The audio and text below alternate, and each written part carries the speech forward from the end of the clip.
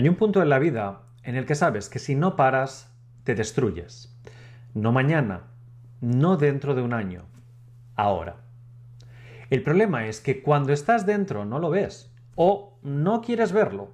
El invitado de hoy estuvo ahí, en un lugar donde perderlo todo era solo cuestión de tiempo y donde salir no era una opción fácil a tener en cuenta. Pero lo hizo. Y no solo eso, hoy se dedica enteramente a ayudar a otros a salir de donde él estuvo. Esta es una historia de adicciones, pero sobre todo es una historia de volver a tener las ganas de vivir. Frogmación Podcast. Capítulo 205. Entrevista a Manu Seba. La resurrección.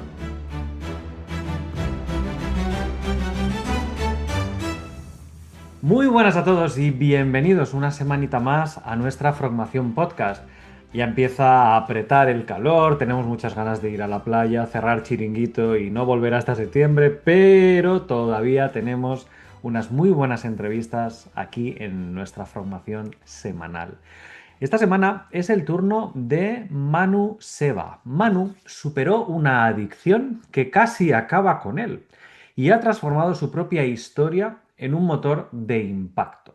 Y es que tras haber vivido en primera persona una etapa marcada por el consumo y lograr salir de ella con una determinación muy poco común, ha decidido dedicar su vida a entender cómo funciona la mente de un adicto y sobre todo, pues cómo se produce el cambio necesario para salir de la adicción. Con una base sólida en terapia cognitivo-conductual y un enfoque muy influido por la neurociencia, Manu no solo es capaz de comprender el problema desde la teoría, sino también desde la experiencia directa. Esto le ha permitido desarrollar una forma de comunicación muy clara, directa y sin concesiones, conectando tanto con las personas que consumen como los afectados más cercanos como sus familias. Actualmente es el impulsor de proyectos como Rehably o Therapium, donde se dedica a conectar a personas con adicción y a sus familias con expertos o con clínicas que mejor se adapten a cada uno de sus casos. Su objetivo no es solo el de ayudar a personas a salir del mundo del consumo, sino también a construir sistemas escalables que faciliten el acceso a tratamientos de calidad. Y es que Manu no solo habla desde su propio conocimiento por haber pasado por ello, sino que además desde la transformación que ha vivido ha sido capaz de enfocarla de forma práctica, de forma honesta y orientando su expertise a conseguir los mejores resultados. Así que la historia de hoy probablemente te tocará la fibra sensible porque vamos a hablar de alguien que lo pasó terriblemente mal, pero que ha podido renacer de sus cenizas. Así que Manu, ¿qué tal? ¿Cómo estás? Pues muy bien, muy bien, Juan Gabriel. Muchas gracias, lo primero, por invitarme a tu podcast. Nada, es un placer siempre poder compartir momentos de conversaciones y en este caso creo que será una conversación bastante profunda. De todas formas, antes de llegar a los problemas, a las adicciones, cómo solventaste la tuya y al proyecto o los proyectos que has arrancado, quiero conocerte un poquito más, así que cuéntame, ¿quién es Manu? De pequeño, ¿cómo te imaginabas que iba a ser tu futuro? Igual te veías siendo futbolista o siendo bombero, no lo sé. ¿Cómo fueron esos primeros compases de tu vida hasta que llegas un poco a la adolescencia y te enfrentas a un problema de adicción?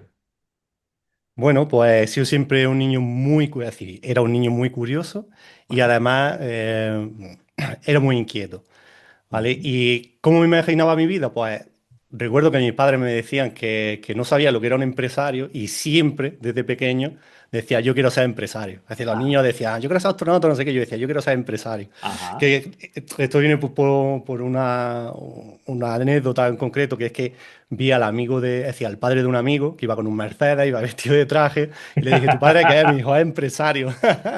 Y yo dije, pues yo quiero ser eso. A mí me gustó aquel hombre. Y bueno, pues ya te digo, fue un poco una adolescencia normal, pero sí que es verdad que ya iba apuntando maneras porque era una persona demasiado inquieta y siempre he tenido aversión a la autoridad. Ajá. Entonces, cuando me llevaban al colegio, yo lo que decía, pero ¿por qué tengo que venir aquí? Es decir, ¿por qué tengo que estar aquí sentado con más personas escuchando algo que no me interesa? Y ya tenía ese tipo de inquietudes. Y decía, coño, que yo quiero aprender, pero quiero aprender cosas que me sirvan. No quiero estar aquí aprendiendo, yo qué sé, analizar una frase morfológicamente o... Es decir, siempre decía al profesor, mi pregunta era, ¿Y esto ¿esto para para qué qué? sirve? ¿Esto Decía, para qué? ¿la has utilizado alguna vez en tu vida? Con lo cual, pues me ganaba Una expulsiones. reprimenda, sí. No, no, pero directamente es que recuerdo había una época en la que era expulsado de clase habitualmente por este tipo de preguntas, no por hacer nada más, pero así es decir, he sido siempre como un poco rebelde, sobre todo en aquella época era muy rebelde, Ah, desde pequeño, pequeño, vaya. De hecho, te voy a contar que el primer día que entré al colegio me acabó pegando la profesora, te estoy hablando con 4 años, porque llegué y tiré todas las sillas, bueno, porque yo no quería estar allí, así que imagínate, ya estaba apuntando maneras. sí, ¿no? Sí. Joder, wow. Cuéntame, pasas por la etapa de la adolescencia, instituto, cuando tienes la ocasión de empezar a decidir a qué te vas a dedicar, ¿tienes alguna idea o simplemente tú querías trabajar y ganar pasta o cómo fue esa transición, ¿no? De la etapa de los primeros años a luego la etapa un pelín más adulta? No, es decir, como soy tan curioso, eh, los que somos curiosos tenemos un problema, y es que hay gente a la que no le gusta nada y luego estamos nosotros que nos gusta todo. Me refiero, yo me imaginaba decir, podía ser feliz quizás haciendo cualquier cosa, pero siempre ha estado en mi cabeza el tema de los negocios, siempre. Eso sí que eso ha sido la única constante que ha habido en mi vida. Nunca he decidido decir, no, pues esto lo voy a dejar de lado, no, eso no. Pero es verdad que no sabía hacia dónde me iba a dirigir. Pero bueno, en aquella época de adolescente era una persona bastante deportista. Al instituto iba obligado, pero al final aprobaba. Es decir, que tenía una vida más o menos normal. Yo lo que esperaba que cuando fueran pasando los años, pues decir, coño, cuando vaya a llegar a la universidad, pues ya tendré más claro, tal, pero qué va. Es decir, llegó la época de entrar a la universidad y seguía lo mismo de perdido. Así que, bueno, pues eso fue un poco la adolescencia más o menos normal también, ¿eh? Tampoco había grandes destrozos. Sí que es verdad que quizá hubo una época donde era un poco más agresivo y tal, y tuve bastantes peleas, a lo mejor con la época de 14, 15 años, pero fuera de ahí, todo más o menos normal. Vengo también de una familia muy normal, estructurada, con mis padres, con mi hermana, que vivo en un pueblo normal, donde es una persona totalmente estándar, entre comillas, por lo menos lo que era el exterior, luego por dentro no. Por dentro era muy distinto. Ya. Entiendo que en el momento de ir a la universidad decidiste no ir porque te encontraste con algún que otro problema adicional, ¿verdad? Bueno, al final sí que fui. Yo no quería ir. Vale. A mí no me gustaba estudiar y al final acabé teniendo dos carreras. Es Hostia, curioso. coño, Sí. nada mal. Y fui, la verdad, porque yo no tenía pensado. Yo tenía pensado decir, mira, o hago un módulo o algo de FP y me pongo a trabajar, o ya está. Es decir, mi idea era esa. Lo que pasa es que yo tengo mi hermana mayor, justo cuando yo iba a entrar a la universidad, ella quiso estudiar una carrera y me dijo, ¿te vienes conmigo? Y dije, coño, pues venga, vamos a hacerlo. Y por eso estudié. No fue por otro, pero es verdad, es que ahí es verdad que la adicción ya había plantado totalmente, ya estaba echando raíces, pero todavía no se había mostrado fuera. Es decir, yo no había dejado nunca de hacer nada por ir a consumir, ni había tenido problemas por el consumo, no había tenido deuda. Es decir, en ese momento, a los 18, incluso hasta los 20 años, era más o menos normal. De hecho, yo empecé a perder el control ya con 25 o 26. Es decir, que hasta ahí. Sí, sí, empecé ya a perder el control tarde. Lo que pasa es que empecé a consumir, pues empecé con 13 años o algo así. Vale, pues vamos a volver a esa primera etapa. ¿Cómo fue la primera vez? A ver, ¿cómo empezaste? ¿Cómo te La primera vez introduciste de en este mundo? consumo. Pues la primera vez de consumo, no recuerdo exactamente qué fue lo que consumí, pero sí recuerdo cuándo fue la primera vez que tomé una copa y la primera vez que fumé algo. Y bueno, pues el primer día que bebí, pues yo recuerdo que entré a la discoteca y fue, me vas a poner, y esto quiero alargarlo un poco, Sí, claro. o mejor dicho, explicarlo un poco, me vas a poner X bebida, que recuerdo más o menos la que fue. ¿Por qué pedí esa bebida? Coño, porque yo veía a mi padre beber eso. Mi padre no ha bebido nunca en exceso y no ha tenido ningún tipo de problema, nunca lo he visto borracho. Pero sí que es verdad que nosotros aprendemos siempre por imitación. Sí. Y claro, yo lo pedí aquello y yo me acuerdo cuando estaba bebiendo y yo decía, "Lavín, qué cosa más mala, ¿cómo pueden beber esto?". Es decir, ni me lo bebí, Lo típico. ni me lo bebí. Del asco que me dio, coño. Pero me recuerdo de tener alcalde y de todo, de decir, no, no, esto no es para mí. Esto está Eso malo. fue el primer consumo. Después, la primera vez que probé un porro, pues lo mismo, fue darle una cara y decir, pero bueno, ¿qué le veía a esto, tío? Qué asquerosidad. Es decir, que yo durante hasta los 20 años podríamos decir que era antidroga. Lo que pasa es que, claro, la enfermedad es muy hija de puta y te la cuela, ¿entiendes? Entonces, aunque yo consumía de vez en cuando, pero ahora con el tiempo veo que los consumos no eran normales. Es decir, no consumía muy a menudo, pero el día que consumía lo hacía de una forma desproporcionada. Yo además siempre mantenía un mantra, o a lo mejor le decía a alguien, oye, vamos a parar a tomarnos una cerveza. Yo decía, yo no quiero una. Es decir, yo o no bebo o me emborracho. Yo no, es decir, yo no le veía ningún sentido a. De hecho, no comprendía por qué la gente hacía eso. Claro, no entendía lo que me estaba pasando a mí. Entonces yo creía que lo mío era más normal que lo otro. Claro, claro, claro, claro. A partir de ahí, ¿cómo fue escalando la cosa? Bueno, ¿Lo, es lo que lo asociabas? Por ejemplo, hay gente que lo que hace es, yo qué sé, cuando fuma un cigarro necesita tener la cerveza al lado, o cuando sale de mm, fiesta necesita beber, o lo asociabas a algo y fue como empezaste en esa espiral. mm, en mi caso no. Quiero decir, y además, te voy a decir una cosa. Mi caso, que cuando yo estoy ya en más podcasts, pero han sido específicos de adicciones, mi caso, que es el más común, es el que menos se habla. Porque lo que vemos todos son los destrozos de gente que desde muy pronto ha empezado a consumir, gente en la calle. No, no. El adicto típico es mi perfil. Y entonces, ¿qué es lo que pasa? Que tú empiezas a consumir y eso no ocupa ningún espacio en tu vida. Como digo, yo era bastante deportista y entonces yo me pasaba temporadas larguísimas sin consumir nada. Y además que no me gustaba. A lo mejor el hecho de haber, perdón, lo que es el pasármelo bien y eso, a lo mejor sí, pero el hecho de levantarte al día siguiente con resaca y tal, yo decía, uff, es que no me merece la pena. Es decir, que fue muy progresivo. ¿Qué es lo Ujú. que pasa? Que la enfermedad al final es multifactorial. Entonces, se tienen que dar muchas cosas para que tú acabes desarrollando una adicción. Entonces, hay gente que me viene y me dice, no, yo es que tuve una ruptura o tuve. Y a partir de ahí yo digo, no, ahí ya llevabas tiempo estando mal. Lo que pasa que eso fue, digamos, un pequeño detonante que aceleró, pero Detonante. no es el culpable. No le podemos echar la culpa en concreto a algo.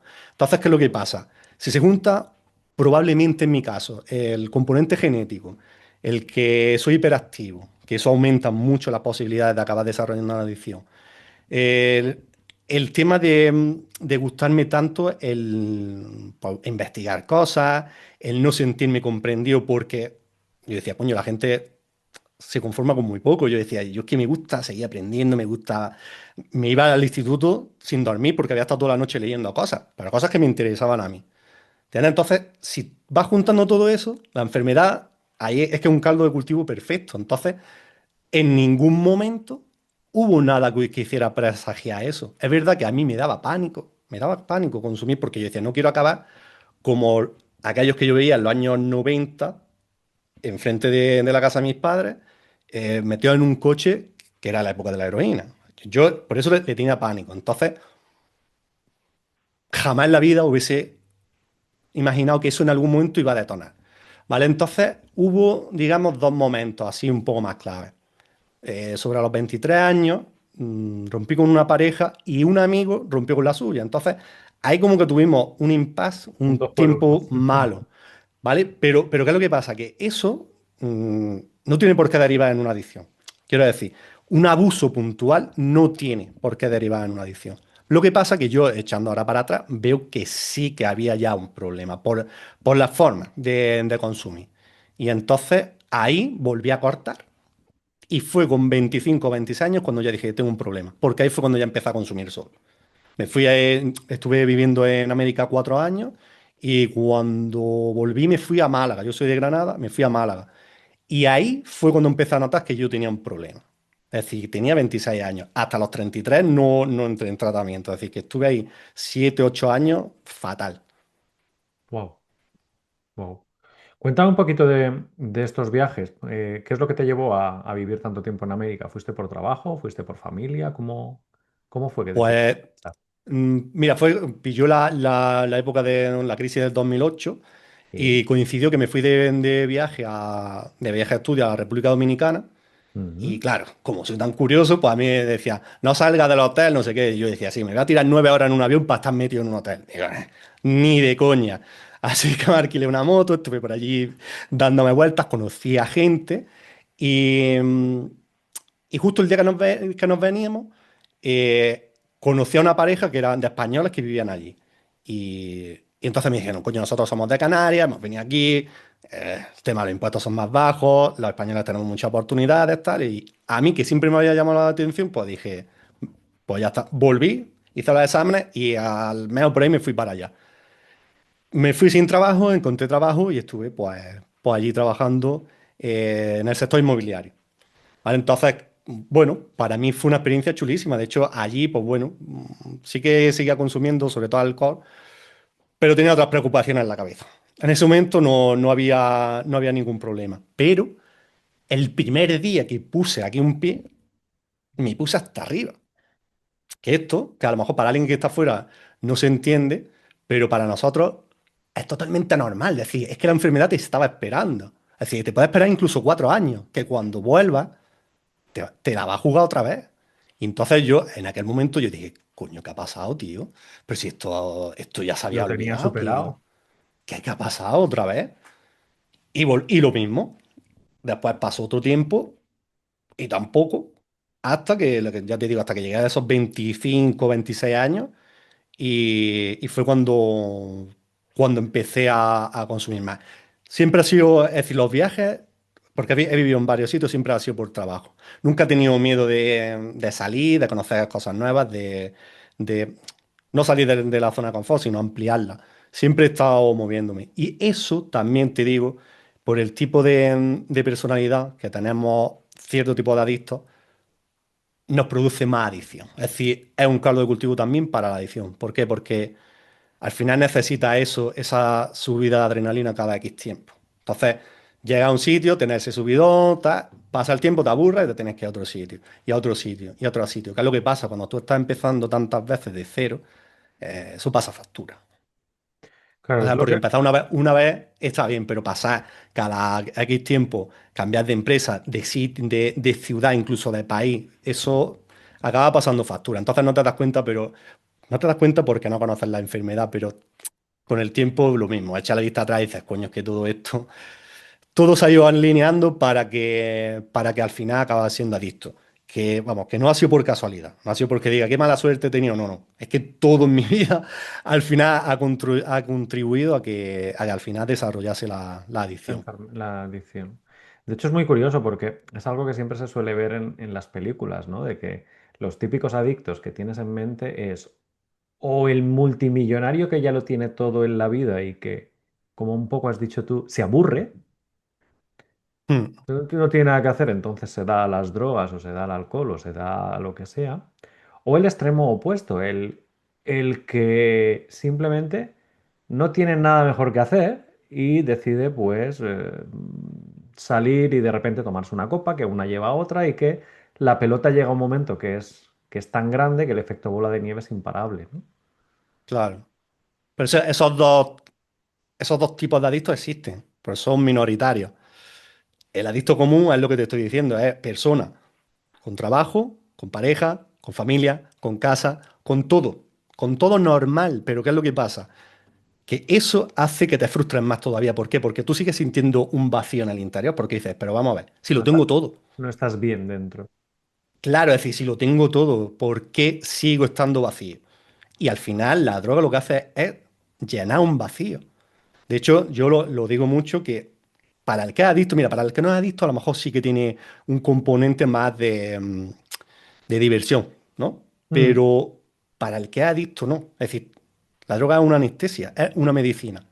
¿Por qué? Porque hace que tu cerebro baje las revoluciones, aunque tú estés nervioso, pero el cerebro baja las revoluciones y te empiezas a sentir más normal. Es decir, yo cuando consumía era más normal. ¿Por qué? Porque un cerebro como el mío, de siempre ha sido muy extremista, es decir, blanco o negro, no había grises. Eh, claro, chocaba mucho con las personas porque la mayoría de la gente, por suerte, no es así. Y cuando consumía, sentía que encajaba más. A lo mejor no físicamente, me refiero. No cuando estás con alguien, sino cuando tú consumías decías, coño, pues ahora veo esto. Eso que me está diciendo acá lo veo más claro ahora. Cuando no estoy consumiendo no lo veo. ¿Entiendes? Entonces al final una componente, como te estoy diciendo, es que es anestésico. Es decir, que no te lo pasas bien. No te lo pasas bien. Simplemente en ese momento es como que te relajas.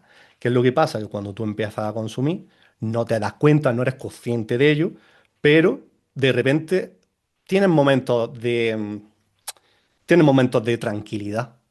¿Qué es lo que pasa? Que conforme vas consumiendo más, vas perdiendo las emociones, que es una de las cosas que más trabajo cuesta recuperar cuando te recuperas, cuando, es decir, cuando dejas de consumir, y es de lo primero que se pierde. Entonces, ¿qué es lo que pasa? Que aunque tú no estás consumido, estás anestesiado. Entonces, yo te puedo decir que no sé, desde los 18 años hasta los 33 yo viví anestesiado. Es decir, esos 15 años de mi vida lo he vivido, pero parece que lo ha vivido otra persona porque, es decir, lo he vivido, pero no lo he sentido. No he sentido nada en esos años. Es decir, pasaban cosas y yo me quedaba sorprendido y decía, fíjate, yo me lo vendía como decía, qué madurez, ¿no? Que no te está afectando. No, no, madurez no, cabrón. Lo que te está pasando es que no tienes sentimientos. No tienes sentimientos porque la droga lo está tapando. Entonces, claro, luego cuando dejas de consumir y vuelves a sentir, dices, es como volver a nacer. Te sientes como un niño pequeño. Durante un tiempo te sientes como un niño pequeño porque empiezas a descubrirlo todo de nuevo. Tú conoces cosas, pero no sabías qué Las, cosas claro, qué te producía emocionalmente. las redes. Es una cosa que parece de locos, pero es chulísima. De verdad que cuando se vuelve a sentir eso es chulísimo. Y de hecho, es algo que te debe costar mucho de que la gente entienda, ¿no? Porque el que no lo ha vivido debe verlo con otros ojos. A mí me pasa mucho con un poco lo que has dicho, el ir hacia adentro, ¿no? El ir hacia adentro es algo que hasta que no lo pruebas es muy difícil que las otras personas lo entiendan, ¿no? Yo, por ejemplo, contaba que hace unos cuantos meses estuve en la India de retiro de yoga y básicamente hacías yoga todo el día. Y que vas hacia adentro, que te da igual un poco los estímulos externos, que lo que haces Sí, es mejorar desde dentro, ¿no? Y esto es algo que más o menos es lo mismo, que tú desde dentro, a lo mejor no te gusta lo que tienes una vida que no te gusta, o tienes un trabajo que no te gusta, o tienes una forma claro. de vivir que no está a tu altura, que lo que tienes dentro no te va, entonces te vas para afuera, porque lo de dentro no te mola. Mm. Exactamente, te tienes que aislar porque es que lo de dentro duele tanto que es como, tío, no soporto este dolor.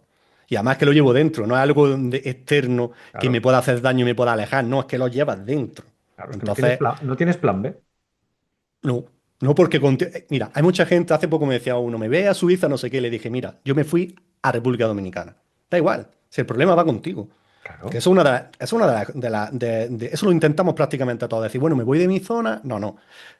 ¿Qué es lo que pasa? Como hay tanto desconocimiento, no sabemos que esto es algo interno. Esto no ha sido provocado por causas epigenéticas. Sí, algunas hay, pero las principales están dentro.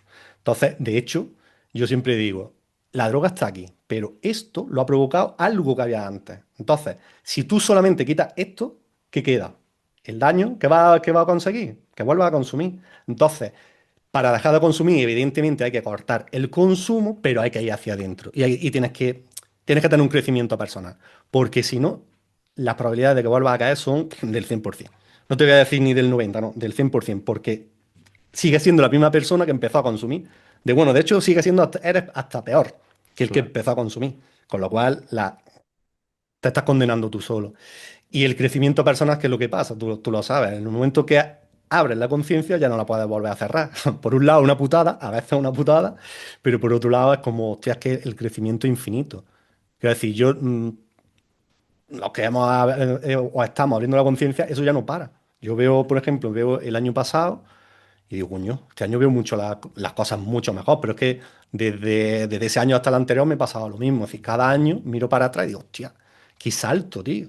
En un año, que no va a estar un poco, pero claro, un año que tú estás las 24 horas contigo, que a mí también me gusta, por ejemplo, mucho el tema de la meditación, también he hecho yoga, y empiezas a vivir las cosas desde un punto distinto, pero totalmente distinto. Es decir, yo veo la vida con mis mismos ojos físicos, pero lo que yo percibo es totalmente distinto. Es una pasada, es una pasada. ¿Y cómo te cambia la vida? Porque cuando estás en el fondo del agujero, imagino que pierdes tus amigos, pierdes tu familia, pierdes tu pareja, pierdes tu trabajo o cómo vives. Ah, mira, ahí se llega a perder todo eso. Yo en mi caso no perdí nada, pero estuve a punto de perderlo todo. Porque te cuento, yo tuve una época mala de consumo, de consumir todos los días, y eso fue a menos, ¿vale? Es decir, pasaron los años y yo iba recortando. Pero ¿qué es lo que pasa? Que el consumo que tenía a lo mejor no era muy grande, pero cada vez me sentaba peor. Porque yo decía, vamos a ver, si no quiero esto, si no quiero seguir aquí, ¿por qué coño no puedo pararlo? Claro, luego lo entiendes. Si es que al final la parte del cerebro que se encarga de tomar esas decisiones la tiene mal. Entonces es imposible. Que además es la que se encarga también de pedir ayuda, etcétera, etcétera. Por eso es una enfermedad que es muy cabrona porque es que te secuestra. Literalmente te secuestra. Entonces, en mi caso, ya te digo, yo no llegué a perder nada, pero no llegué a perder nada, pero yo hablo con gente que lo ha perdido todo. Es decir, a mí me escribe gente desde la calle. Decís, tío, que me he quedado en la calle y que ahí se llega. Y el problema, cuando conoces esto desde dentro, dices, tío, es que no te lo mereces tampoco, porque es que no puedes hacer otra cosa. No puedes hacer otra cosa porque tu cerebro, la parte del cerebro que te podría ayudar, está en huelga. Con lo cual, al final es que acaba ahí. ¿Qué pasa también? El alrededor no lo comprende.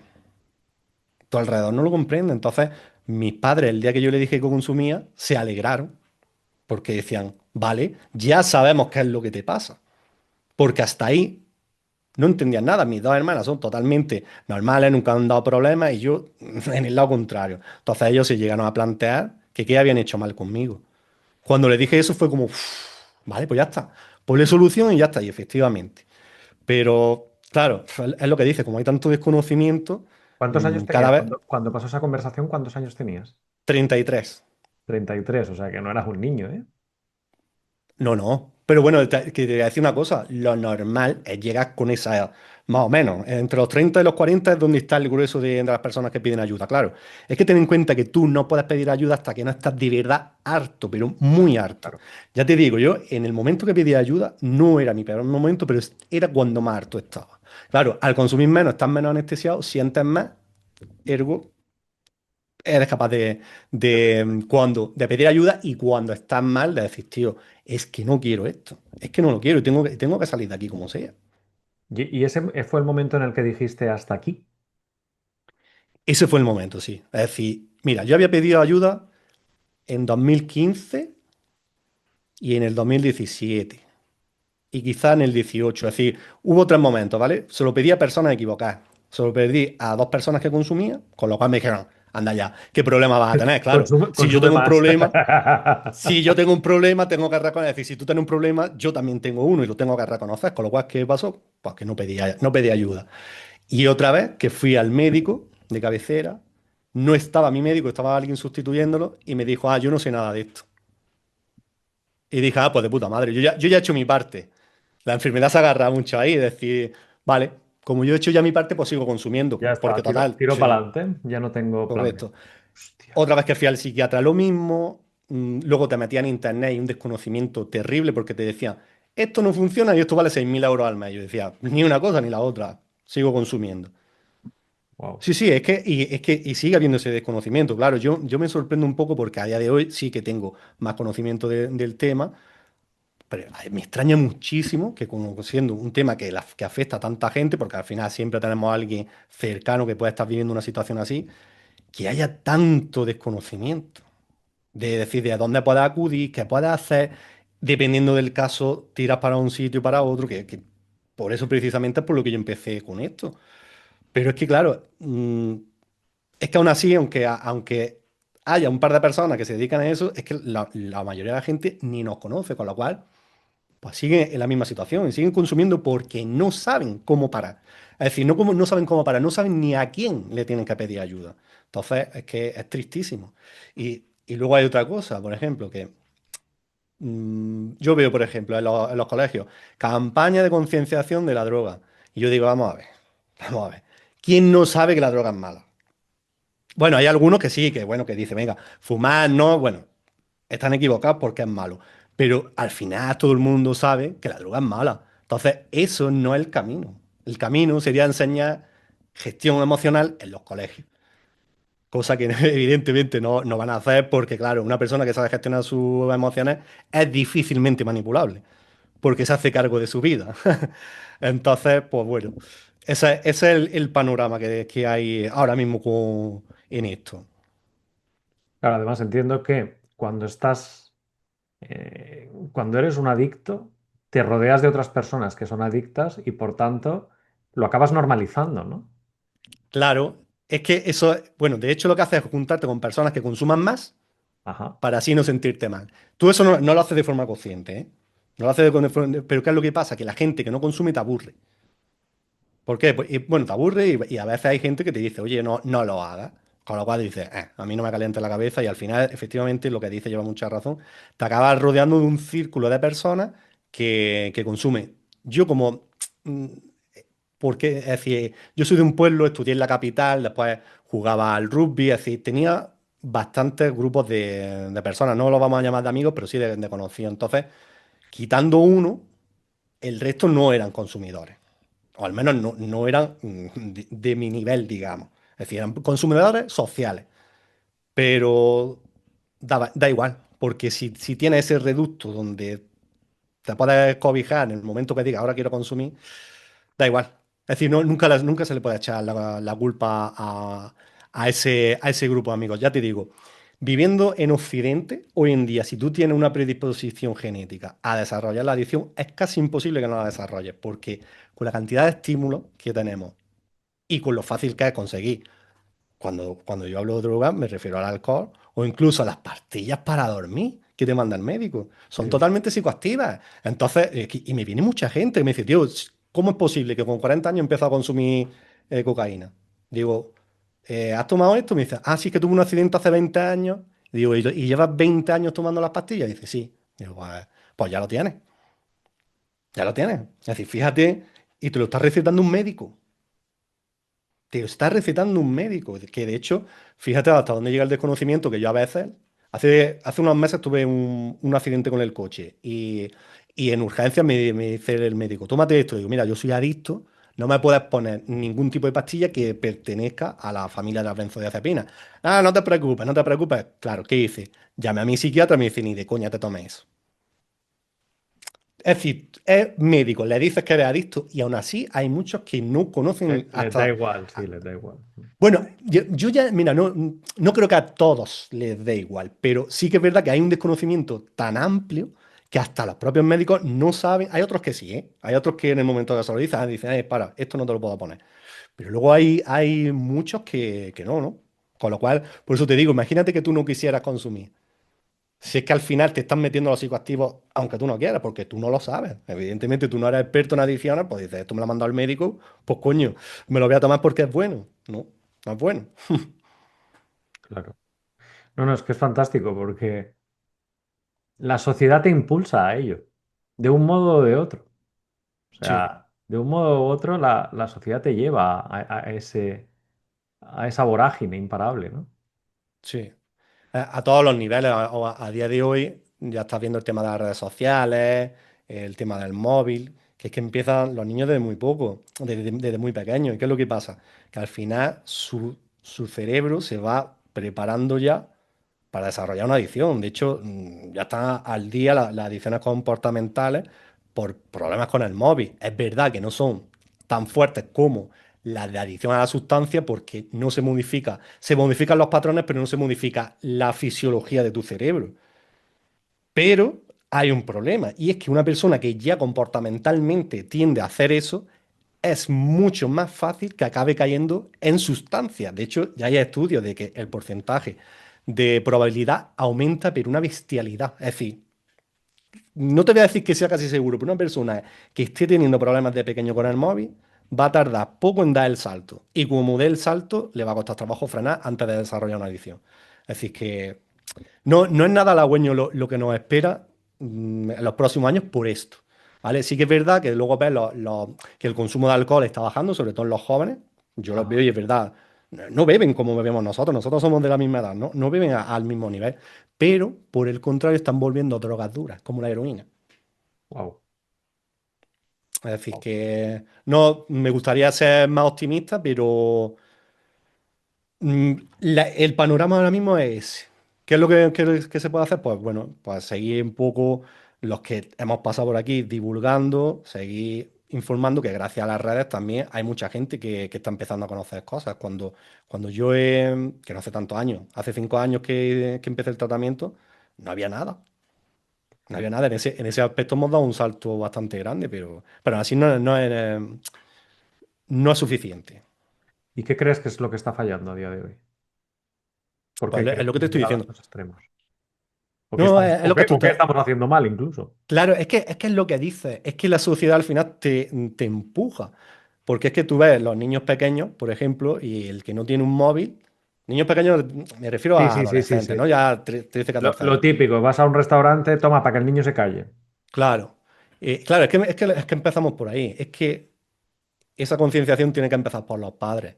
Yo aparco los sábados, como cuando voy al gimnasio, aparco al lado de una nave de estos que hay para celebrar cumpleaños, que hay corchonetas y tal.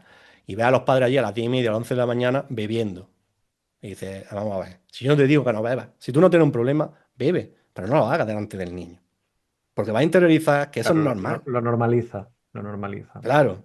Normaliza eso. Luego, si no le compra un móvil, se siente desplazado. Muchos padres lo hacen también por eso.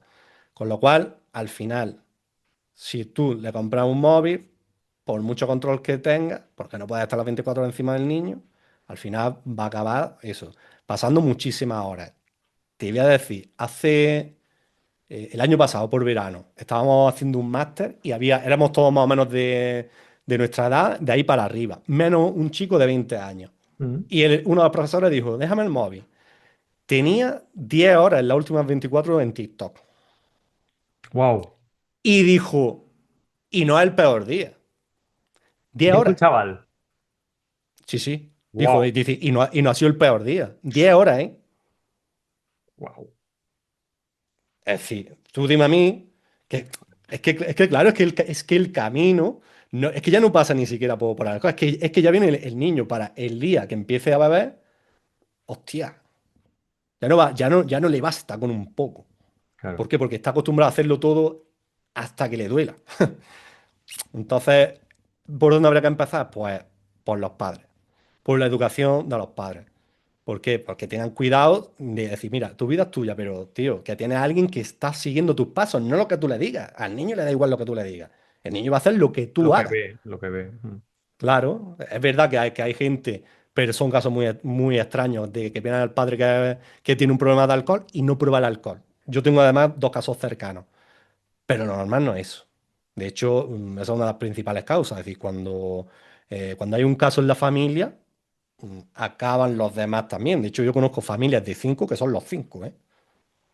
Wow. Con lo cual, hay que tener cuidado porque al final el niño es una víctima. Es verdad que los padres también son víctimas de los suyos y así sucesivamente, pero tiene que haber uno que corte. Como me decía mi terapeuta, tú vas a ser dentro de tu familia el que corte, no a nivel de adicción, porque no había ningún caso, pero sí que corte el poder gestionar tus emociones de tal manera que no te lleven a consumir. Y eso lo traspases a los que vengan por detrás.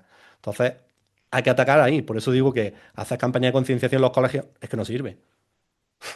Es que no sirve. Porque al final, si tú dices, vas a cualquier sitio y hay alcohol, pues con poco que bebas, que es lo que me pasaba a mí, empecé poco a poco, pero Claro. eso es una escalera. Esto no. Hay algún caso que pasa de un día a otro a ponerse muy mal, pero lo normal es una escalera que termina, pues, pone esa edad, 30 años, 40 años, como sea de alcohol, lo normal son 50 años en adelante, porque el alcohol es muy lento. Es decir, eso se llama silencio clínico. Ajá. Es muy lento en mostrar de que de verdad hay un problema, porque imagínate, tú, una pareja, ¿no? Que empieza con 20 años. Al principio él bebe un poco, pero va subiendo muy progresivamente, con lo cual a ella tampoco le resulta tan raro, porque no recuerda lo que bebía hace 20 años. Y no es hasta que ya hay un problema de que tiene un accidente, de que ha llegado muchas veces borracho que ya la pareja se da cuenta y dice, hostia, ¿qué ha pasado aquí? ¿Cuándo ha pasado? Cuando se pone a mirar para atrás, dice, no, ha ido pasando a lo largo de toda la vida. Claro. Y llegado a este punto, ¿crees que se puede dejar una adicción solo, sin ayuda? Es imposible. Es imposible. Es decir, fíjate lo que te he explicado antes, ¿no? Es decir, mm, yo diferencio entre dejar la droga y recuperarte, ¿vale? Dejar la droga es lo que hemos hablado. Corta el consumo, pero como no estás atacando la raíz, el consumo vuelve y además, si tú ya tienes la adicción avanzada, el consumo vuelve en cuestión de días. Es decir, no espera ni... sí, sí, no, tú te lo puedes proponer todo lo que quieras, que a los días va a volver a caer. Hay gente que dice, yo llevo no sé cuánto tiempo. No, tú no llevas no sé cuánto tiempo. Tú has quitado una sustancia y la estás tapando con otra. Entonces, al final, ¿la adicción sigue ahí? Sí, porque la adicción que es sufrimiento. ¿Sigues sufriendo? Sí. ¿Y estás intentando taparlo con otras cosas? Sí. Entonces, eso es por un lado, ¿no? Es decir, dejar la droga. Pero ahora vamos a recuperarnos, ¿no? Que es trabajar esta parte, la que te ha hecho daño. Tú dime a mí cómo teniendo la cabeza mal Claro. te vas a arreglar tú mismo. No. Es que por lógica no se puede. Lo que pasa, claro, la lógica de un adicto no está en sus mejores momentos. Entonces Sí. creen que sí. Y yo como digo, mira, tú te partes una pierna y te atan a una cama, te ponen una escayola y el hueso suelda. Pero el cerebro no. El cerebro, como tú no hagas por recuperarte en la vida, te vas a Sí. recuperar y necesitas personas que hayan pasado por donde mismo, necesitas varios tipos de profesionales como psiquiatra, porque seguramente te ha hecho daño a nivel cerebral y necesitas medicación, necesitas psicólogo porque tienes que trabajar otras cosas, necesitas terapeuta que sea adicto rehabilitado para que te cuente qué es lo que pasa en las distintas fases del tratamiento, porque cuando pasan 2 años y de repente ahí hay un retroceso bueno, de una hormona y parece que te has quedado tonto, si alguien no te dice, oye, que esto es normal, lo más normal es que diga, como me he quedado tonto, voy a consumir. Y eso se repite mucho a lo largo del proceso, es decir, son unas bajadas tan fuertes que si alguien no te dice, tranquilo, que es normal, vuelves a caer. Por eso digo, es que yo no conozco a nadie que se haya recuperado solo. Hay mucha gente que me lo dice, pero es que no porque siempre están en ciertos casos como o no han desarrollado la adicción o están consumiendo otra cosa. Pero recuperarse no. De hecho, en el mundo del yoga, uno de los objetivos del yoga al final es callar la mente, ¿no? Calmar la mente o calmar las fluctuaciones que tenemos mentales, ¿no? Y la pregunta que siempre te haces es, ¿con qué vas a calmar la mente? No puedes calmar la mente con la mente, porque la Claro, mente no se puede callar a sí misma, ¿no? Entonces, claro, por eso utilizamos técnicas como los movimientos, las asanas, la respiración, etcétera, claro. porque la mente por sí sola es un ente tan efímero, tan etéreo, que no la puedes acallar y es exactamente el mismo ente que Mm. te hace consumir. Es el mismo. Y mira, esa es la base. De verdad, cuando pasa el tiempo te das cuenta que la base de la recuperación es aprender a no hacerle caso a tu cabeza. No identificarte con los pensamientos, no actuar cuando tengas una emoción, eh, todo lo que lleva a decir que tu mente, porque al final te das cuenta de que tú pensabas de una manera antes de consumir y ahora, cuando estás recuperado, hay muchas veces que sigues pensando de esa manera. La diferencia es que antes decías, coño, esto es una orden, y ahora dices, es un pensamiento. Ya está, eso no tiene... igual que al corazón no le pides que se pare, a la cabeza tampoco le vas a pedir que se pare porque entonces es verdad. Sí, Yo a sí, sí, mucha sí, gente se sí, lo sí. digo, ¿te molesta tu corazón latiendo? Me dice, no, digo, entonces la cabeza pensando, ¿por qué?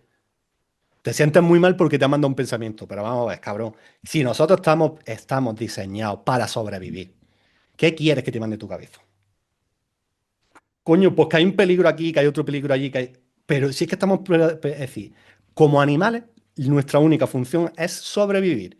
Sí. Con lo cual, en el momento que te das cuenta de eso, dices, vale, pues todo lo que haga mi cabeza va a ir dirigida a sobrevivir. Ahora, claro, lo que tú estás hablando, si eres capaz de determinar, es decir, de darte cuenta de que hay una conciencia aparte del cerebro, entonces en ese momento dices, vale. Vale. Este soy yo y esto es el resto. Es decir, Sí. esto es mi cabeza. Entonces, mm, puedes decidir no hacerle caso. Pero como tú dices, no puedes no hacerle caso a tu cabeza con tu cabeza. Eso Exacto. es como querer, imagínate que dices, volvemos al tema, al mismo ejemplo. Ten la pierna partida, corre una maratón. No. ¿Cómo? No puedo. Sí. ¿Con qué pierna corro? De hecho, es muy divertido porque la gente que no hace yoga, tú le pides estira el brazo y lo que te va a hacer va a ser esto. Claro, Cuando el brazo está totalmente doblado. Estira el brazo. No, no, está estirado. No, no, estíralo más, estíralo más. estíralo. No hay conciencia. Y lo que tú dices, ¿no? La conciencia no es algo que puedas ubicar en un sitio dado, porque incluso si quieres decir, no, no, es que mi conciencia está aquí. Bueno, No es cierto. no, no, no. No la puedes ubicar en un sitio concreto. La conciencia No, es mira, todo. hay un estudio por ahí, lo que pasa aquí, no sé si lo tengo, se hicieron con ratones, le quitaron las distintas partes del cerebro y ninguno de ellos perdió la conciencia de existir. Es decir, perdían, evidentemente perdían algunas funciones, incluso Claro. a funciones de moverse, pero la conciencia no la perdían. Y dices, hostia, es que, mira, esto es algo que es muy difícil de explicar, esto hay que sentirlo. ¿No? Yo lo escuchaba mucho y decía, coño, de alguna manera se podrá explicar, pero es que es verdad que es muy, muy complejo porque es como la intuición de decir, tío, yo sé que esto es así o es de otra manera. Y no tengo pruebas, pero es que tampoco tengo dudas. Y claro, es que esa parte es súper importante desarrollarla, ya no solo para las personas adictas, para cualquiera. Para cualquiera, para cualquiera. Porque es que la vida al final, si la ves desde ese punto de vista, pues yo te lo digo de verdad, yo he pasado, mira, en tratamiento pasé por una ruptura y después por la muerte de mi madre. Wow. Pues, mira, y hace poco te digo, tuvimos, bueno, una tragedia de un compañero que decidió irse de aquí. No lo voy a decir porque cuando lo suba a YouTube te lo pueden censurar. Sí, ya lo sé. No me lo he tomado como, he dicho tragedia, pero yo sin embargo no me lo he tomado como tal. Quiero decir, no le doy tanta importancia ya ni a la vida. Me refiero, yo, no, yo ahora es cuando más ganas tengo de vivir, pero no le doy tanta importancia a nada. Es decir, tío, si eres una mota ni una mota de polvo, es que tu vida tampoco importa tanto.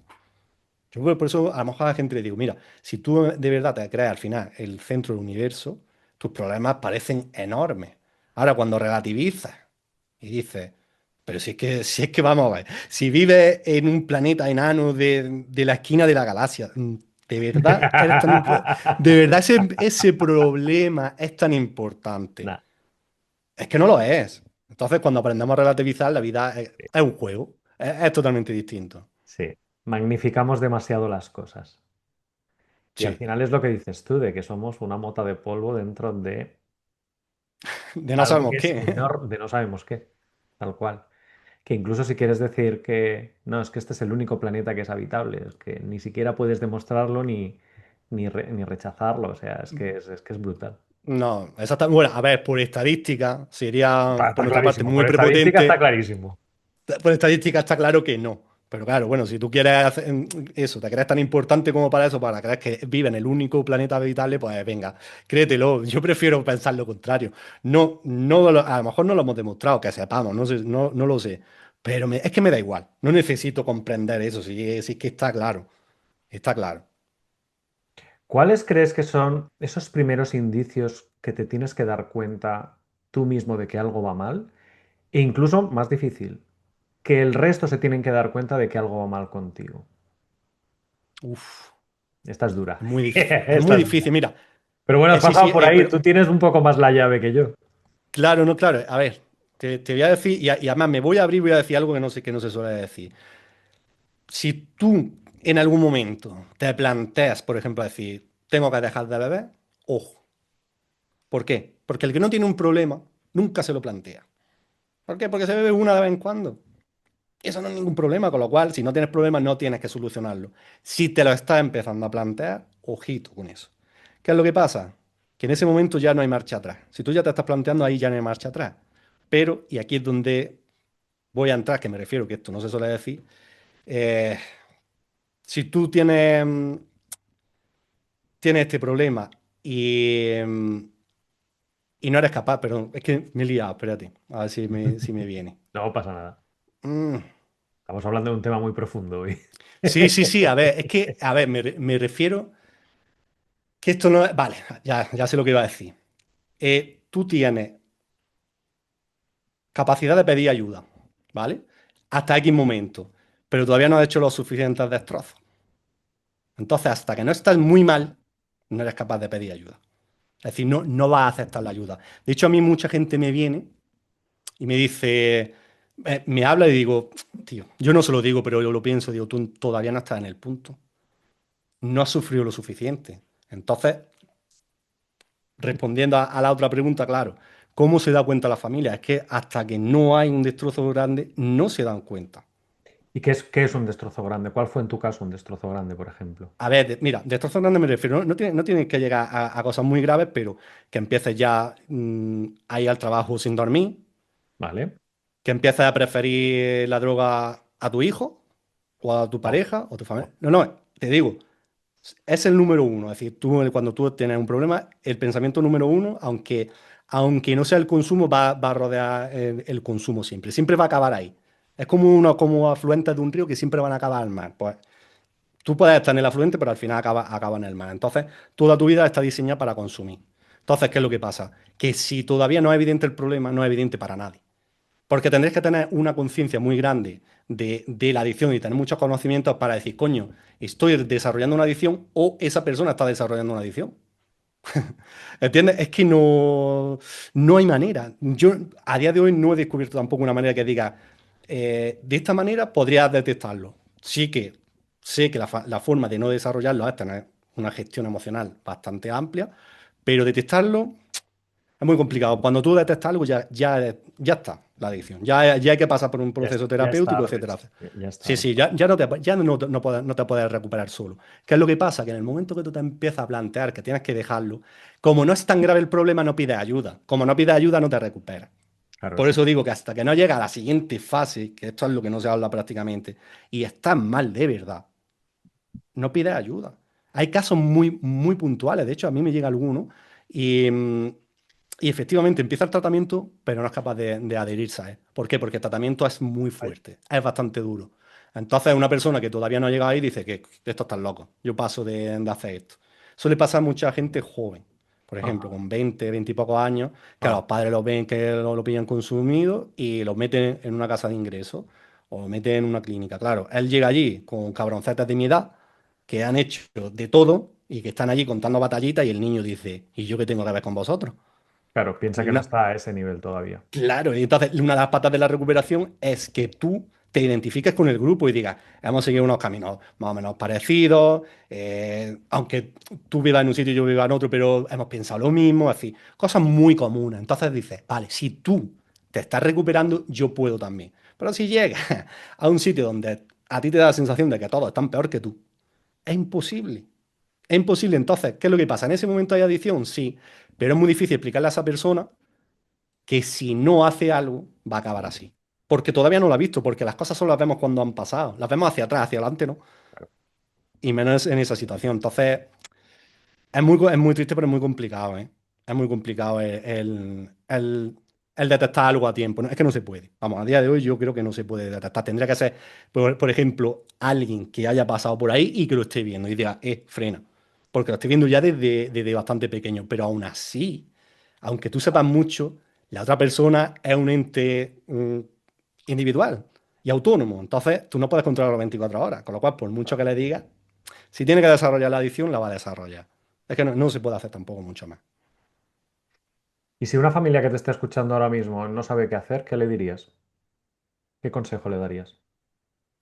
A ver, lo primero, siempre lo digo, es pedir ayuda profesional, porque si no, te vas a equivocar seguro. Y te voy a explicar por qué. El circuito, digamos, de clínicas de adicciones es, bueno, de clínica y de procesos de adicciones es muy complejo. Mucho. Entonces, ¿qué es lo que pasa? Que si tú necesitas algo, tú imagínate que tú necesitas un tratamiento ambulatorio, ¿vale? Si tú vas a una casa de ingresos, pues ellos te van a decir que sí, que entres allí.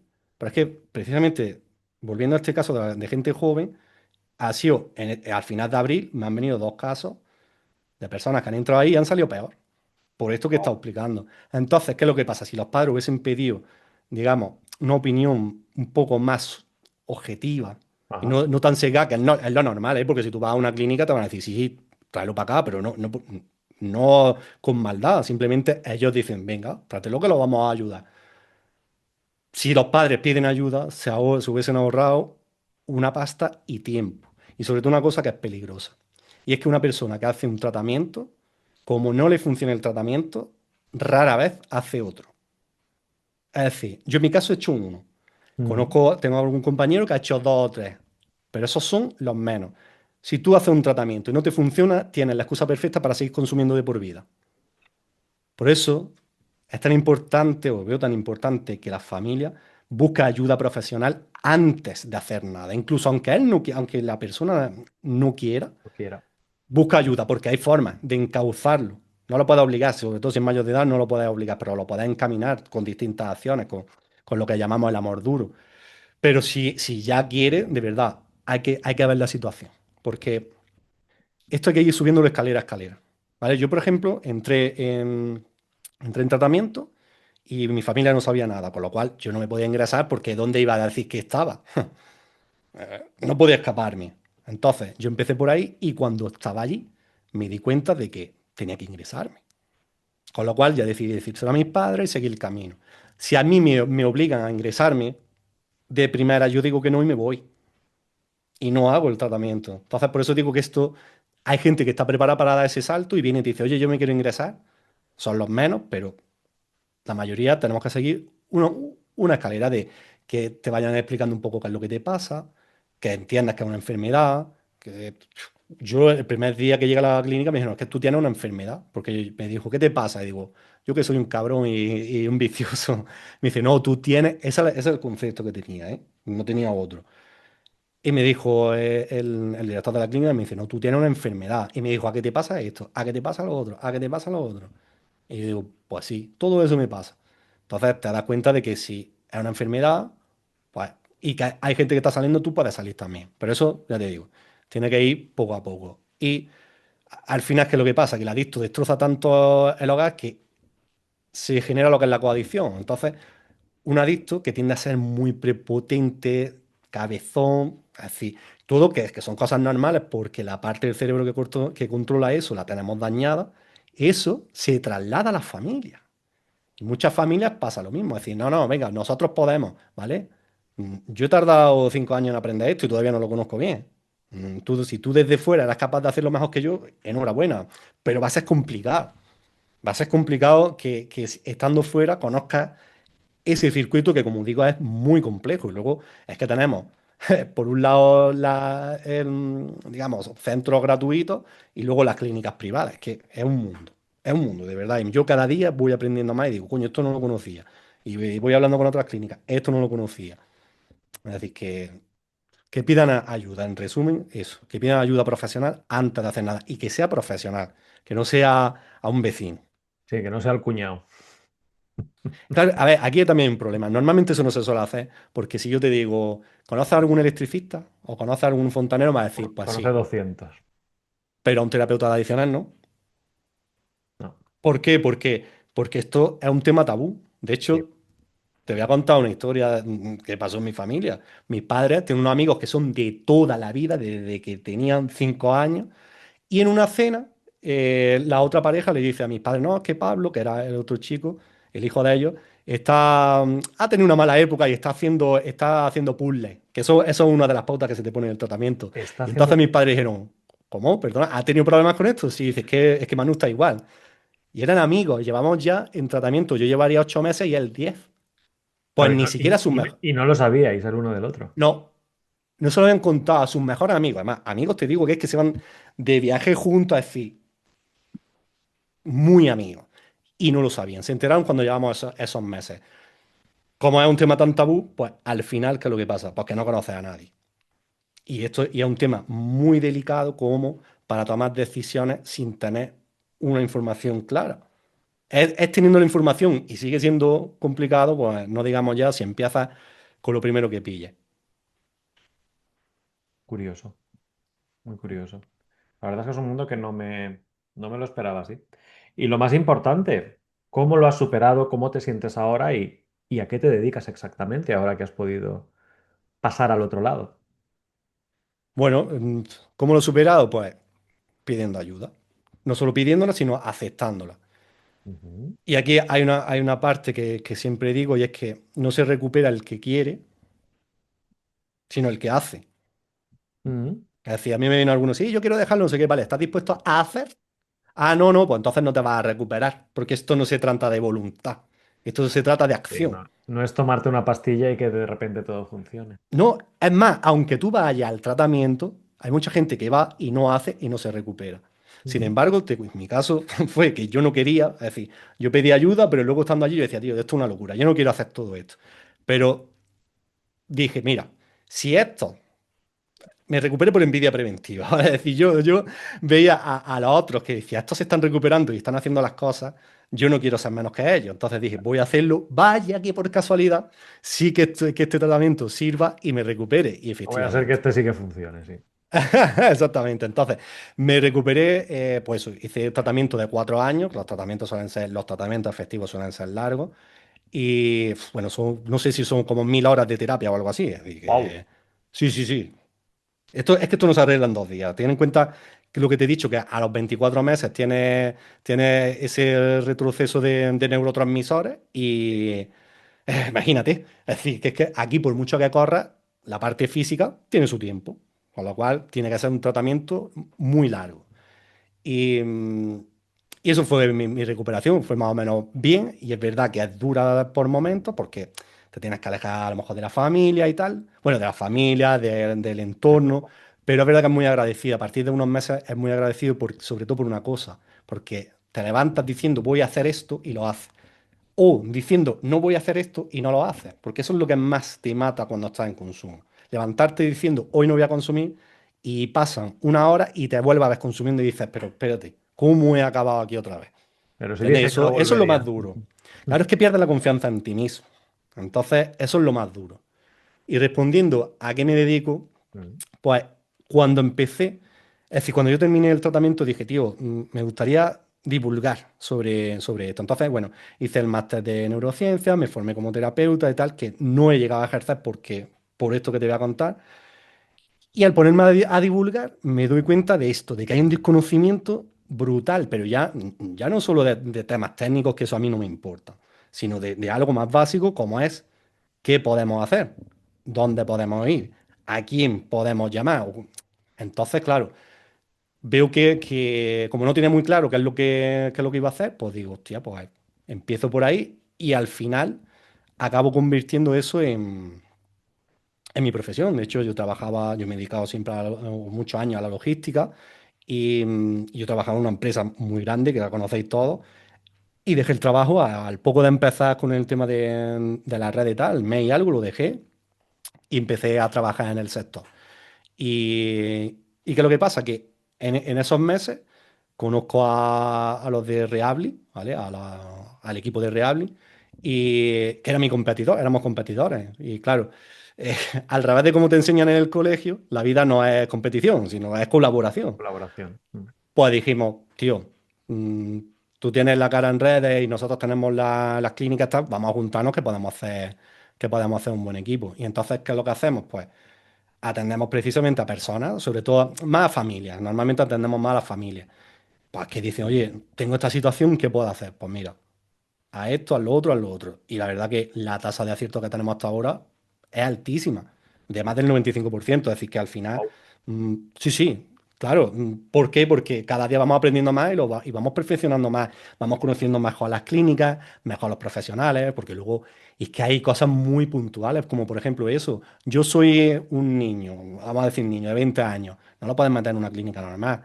Entonces, tienes que ir a un sitio donde haya un grupo de niños, es decir, de la misma edad, por lo que he hablado antes. Entonces, pues eso es lo que hacemos. Asesorar a personas que están pasando por esta situación para que puedan empezar de una forma bien, que no se equivoquen. Que nos podemos equivocar alguna vez, sí, evidentemente, somos personas. Pero tiene una garantía de que va a ser más complicado que dar pasos en falso. A lo mejor puedes tener una equivocación en algo pequeño, pero no uno gordo que ya trastoque toda la recuperación, que es lo que suele pasar, ¿eh? Eso, ya te digo, hay mucha gente que incluso queriendo ayuda, después, una vez dentro del tratamiento, a lo mejor está en el sitio que no debe y se pierde. Claro. Es decir, por eso somos tan pocos adictos rehabilitados, porque se tienen que dar muchas circunstancias. Lo primero para que te hagas adicto. Claro. Lo segundo, para que pidas ayuda. Y lo tercero, para que te recuperes. Entonces, por lo menos nosotros no podemos atacar las dos primeras, pero esa tercera sí podemos ayudar. Decir, coño, ya que la persona ha dado el paso y tal, que vaya a un sitio donde de verdad lo puedan ayudar y donde sepamos que allí va a estar bien. Genial. Genial, genial. Pues Manu, la verdad es que no me esperaba que este mundo fuera así y agradezco esta charla porque me has abierto un poco la visión a un mundo que Mm. hace una hora completamente desconocida, ¿eh? Y Así te que puedo hacer una pregunta sí, sí, claro, claro. al respecto de esto. ¿Cómo lo veías? ¿Cómo veías tú este mundo desde fuera? Y además eso me va a ayudar a mí para seguir Sí, a ver, aprendiendo. desde fuera lo primero que piensas es que la persona es culpable, que si ha llegado a ese punto es porque algo ha hecho. Sí, Y sí, bueno. sí, pero además culpable en el sentido de que, hostia, que se lo merece, ¿no? Sí, sí, de voluntad, que había una voluntad de Sí, acabar así. sí. Pero claro, es cierto que detrás de cada adicción hay una historia. Y un poco lo que dices tú, igual se te muere la madre y eso te lleva a un lugar oscuro. O igual lo que tú dices, estás en casa, que estás aburrido o que no te gusta tu vida o tal, y en lugar de pensar pues en lo que pensó tu amigo que hemos comentado antes, pues piensas en darte a la bebida o piensas en darte a las drogas. Entonces, claro, sí que es verdad que entender lo que hay detrás es muy importante y al final lo que he aprendido es que no es tan diferente de lo que hacemos nosotros en el mundo del yoga, que al final lo que haces es eso, un estudio tuyo propio, físico, mental, Mm. lo que le quieras llamar, para intentar acallar esos fantasmas que tienes en la cabeza. Porque al final es eso, son fantasmas, es lo que siempre hemos visto en las películas de el ángel y el demonio, ¿no? Sí, sí, sí, sí. Que el adicto igual el demonio es más grande que el ángel y por eso se sucumbe. Totalmente. Sí, sí, sí. Bueno, pues me alegro de que hayas tenido ese cambio bueno, de paradigma, ¿no? De ver un poco Sí. la realidad. Que de hecho, creo que no lo he comentado, pero es que alrededor del 65%, entre el 60 y 65% de la culpabilidad de desarrollar una adicción es genética. Es decir, que Ajá. que una persona que no tenga esa predisposición haciendo lo mismo no va a ser adicta. Es decir, que fíjate el nivel de voluntad que hay ahí. Es que no, de verdad. Por eso, sí, por ejemplo, si esto lo ve una persona adicta, que sepa que no tiene la culpa, sí tiene responsabilidad sobre su acto y sobre lo que haga de aquí en adelante. Pero no tiene culpa de lo que ha pasado hasta aquí, sobre todo porque no tenía ese conocimiento de Claro, decir, coño, es que me he metido aquí por algo que no estaba en mis manos. claro. Es un poco lo que has dicho antes, ¿no? Que al final sois víctimas, literalmente. Sois víctimas Sí, totales. No sois tanto a ver, culpables como víctimas. eso. A ver, y yo con esto no quiero hacer de victimizarnos, ¿no? No quiero que eso, no, para nada. De hecho, una parte de la recuperación es asumir lo que has hecho y quitar la culpa. Es decir, yo no voy de víctima y a partir de ahora todo lo que hago es mío. Yo no le echo la culpa al empedrado. Si me he caído por la calle es porque no iba mirando lo suficiente. Pero sí es verdad de que hay que saber de que de ahí para atrás, de antes de empezar la recuperación, al final eres víctima de circunstancias. No voy a estar tampoco mucho más porque es verdad que no vamos a decir, coño, es que pobrecito, no, porque no va con nosotros. Es decir, la recuperación no va con nosotros el pobrecito de mí, para nada, ¿eh? Todo lo contrario, es decir, vale, he hecho esto, punto, he perdido 20 años de mi vida, sí, da igual, pero no voy a perder los 20 siguientes, voy No, a no, recuperarlo. Es decir, eso es lo que está en mi mano, no está en mi mano echar para atrás y no acabar así. no, no, está claro, está claro. Está claro. Me has recordado durante todo el episodio a esa canción de Mecano, no sé si te acordarás de que la primera vez apenas me gustó, ¿no? Sí. Que precisamente habla de una adicción, de cómo la primera vez que lo prueba no le gusta hasta que se ve totalmente enganchado, robando a la familia, etcétera, etcétera, etcétera. Joder. No sé si la has escuchado, es una canción de los años 80 cuando... Creo que sí, pero no me acordaba de ella. Pues sí, Porque no. Cuando me has ido contando la historia, es que la has ido trazando con lo que cuenta en la canción, ¿sabes? sí, sí, sí, sí, Entonces me ha es gustado verdad. mucho el poderlo asociar a eso, porque claro, Claro, le he puesto el sentimiento o le he puesto el escaparate detrás de esa canción que tiene, claro. te Es digo, que, 40 años. es que no es casualidad, quiero decir, es que eso es la adicción para el 90% de las personas, no es algo de que de un día para otro te vuelvas loco, no, no, no. Es un camino, eso, como estás diciendo. Al principio no te gusta y un camino muy largo, ¿eh? Siempre es largo. O en la mayoría de los casos, como digo, hay casos que hasta los 50 y algo años, incluso hasta los 75 que tiene una compañera, ¡Wow! que empezó, sí, era de la edad de mi madre. Y Era de la de, no, empezó de entonces no, mayor, entiendo. sí. Y otro compañero empezó incluso un poco más tarde. Es Wow. decir, que no, no hay tampoco una edad. Es verdad que es más difícil, pero habiendo esas ganas de recuperarte, y ellos lo dicen, es decir, mira, yo sé que no me voy a morir ya mismo, pero me voy a morir con dignidad. Con dignidad, claro. Es que eso es lo que yo digo. Digo, mira, yo tengo días malos, pero no he vuelto a perder la dignidad en los últimos 5 años y pico. No he vuelto a hacer algo que no quisiera hacer. Es decir, que fíjate. Claro, es algo que no te he preguntado, pero me imaginaba la respuesta de que desde que te has recuperado no has vuelto a caer. No, no. Es decir, de hecho nosotros, a ver, hay distintos tipos de tratamiento en el que nosotros, con el que nosotros trabajamos y con el que yo me recupere, que es el que más conozco, ahí si vuelves acá empiezas de cero.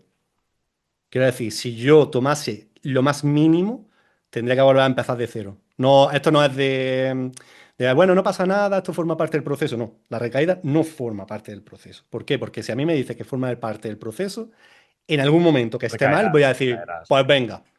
Con lo cual, ya te digo, estos 5 años han sido a cero de todo, incluso de benzodiazepina.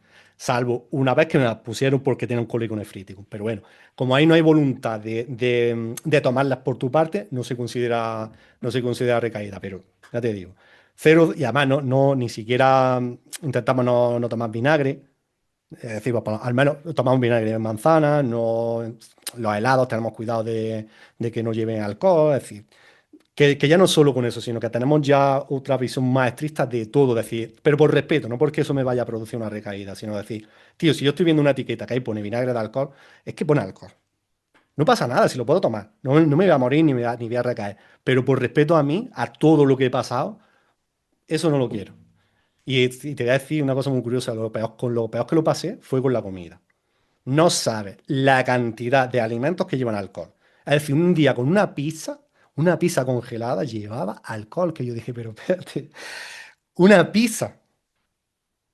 Porque un helado me lo puedo creer, porque bueno, por el tema de la fabricación, lo que tú quieras, pero tío, una pizza, o un paté, o un queso, todo eso, claro, es que como ya estás acostumbrado a leerlo todo, pues al final cada alimento que pasa, pues ya te pones a verlo y tal, y, y te quedas alucinado, tío. Te quedas alucinado de decir, pero ¿qué coño estamos comiendo? Porque de verdad es Ah, necesario echarle eso. y te lleva a pensar que le estás dando esto a niños. Sí, sí. Quiero decir, los niños, cada vez que lo lleva el Burger King, la salsa, llevan alcohol, pues están hechos con vinagre de alcohol. Es verdad que eso es irrisorio, pero sano no es verdad. Seguramente será peor el azúcar que estén tomando, pero hostia, no deja de ser curioso, ¿sabes?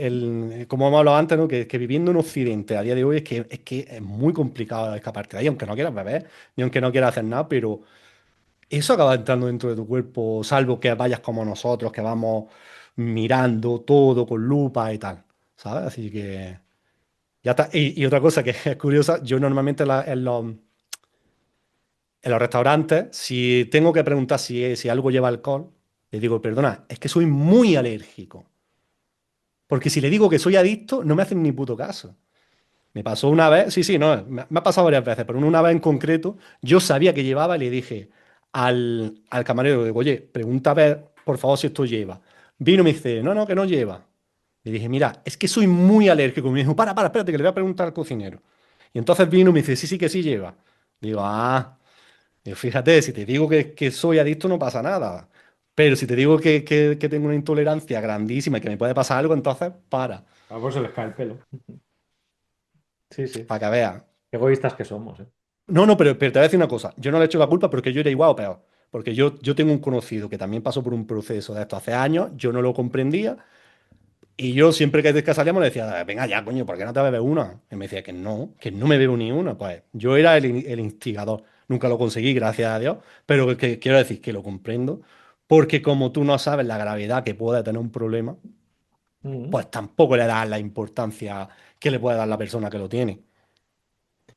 ¿Lo has echado de menos tomarte la cervecita los domingos o ya ni que te maten?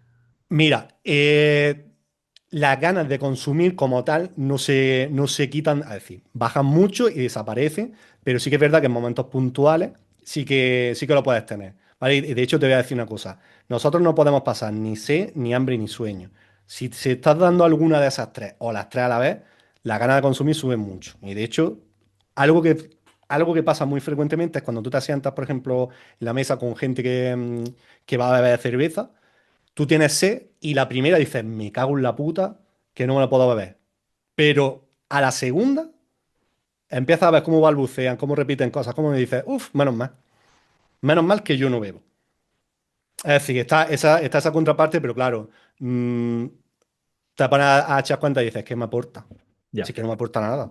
Y fíjate, porque además, claro, si yo pudiera beberme una, a lo mejor me lo plantearía, pero es que en el momento que me tome una, eso vuelve. Quiero decir, la adicción se duerme, pero se despierta en el lado donde la dejaste.